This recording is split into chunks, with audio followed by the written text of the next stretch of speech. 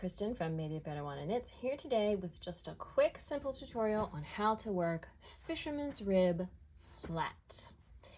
So we all love a good seamless sweater, but working Fisherman's Rib flat is actually easier than working it in the round. So when you're working in the round, you have a 2-round repeat, and if you lose your place, it can be difficult to figure out which round you were on. When you're working flat, every row is the same.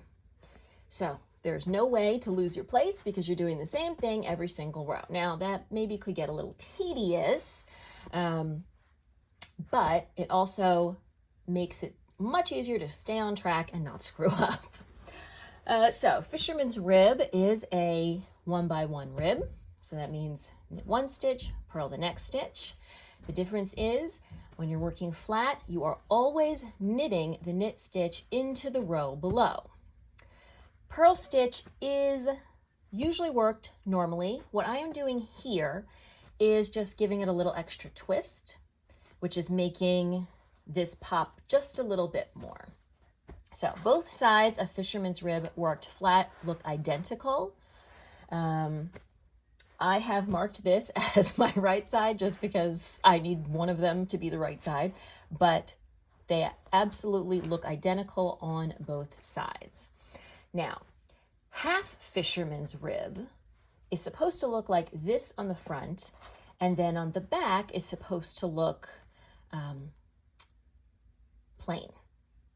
But as I was putting together this sweater baby, I was trying a half Fisherman's Rib because obviously the inside, of your sweater doesn't matter too much, and it just didn't look right to me. The half Fisherman's Rib didn't look as neat on the front, so I went with a full Fisherman's Rib, and I'm going to show you how you do that. Like I said, it is really simple.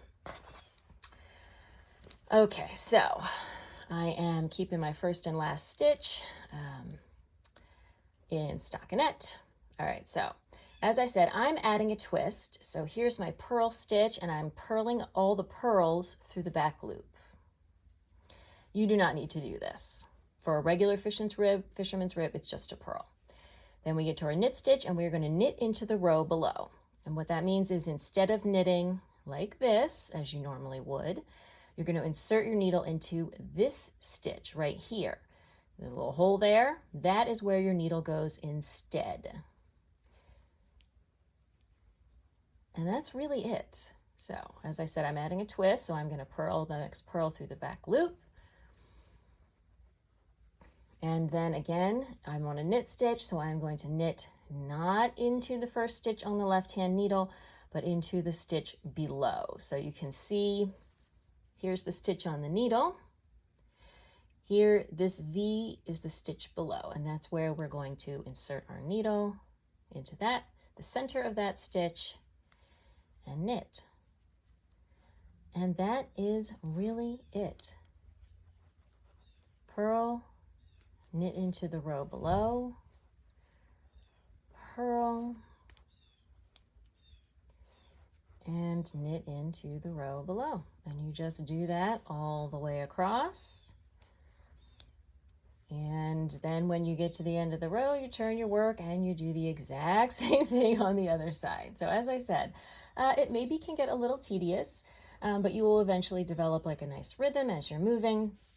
And really, it just looks so stunning, frankly.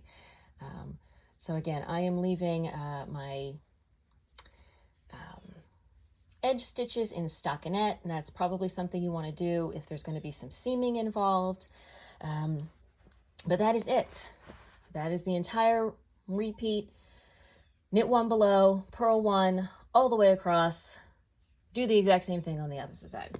And this is what it's going to look like. So, as I said, I am twisting all my purl stitches, which means that the knit one below from the right side is purled through the back loop on the wrong side, which I think is just making it pop a little bit more, making it look a little bit neater and tighter.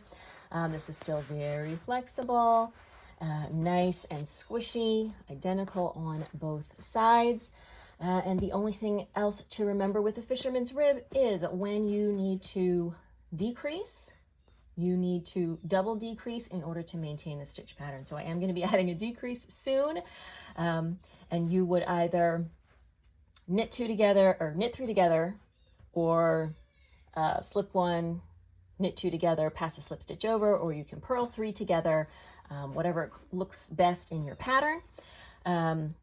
When you are working that decrease, I would not worry about trying to work into the row below or twisting your stitch or anything. Just work a regular decrease. It's not going to be noticeable or disrupt the pattern in any way. All right, so that is it. Fisherman's rib, worked flat, easier than working in the round because it is simply easier to memorize and easier to keep track of where you are, as opposed to when you are working in the round. It's a little bit trickier. If you do want to learn how to do it in the round, I had a video for that, and you can find that here in the link. Thank you so much for joining me. This video might come in handy when I eventually get this sweater pattern finished, so be sure to bookmark it. Thanks again, and I'll see you soon in another video. Bye.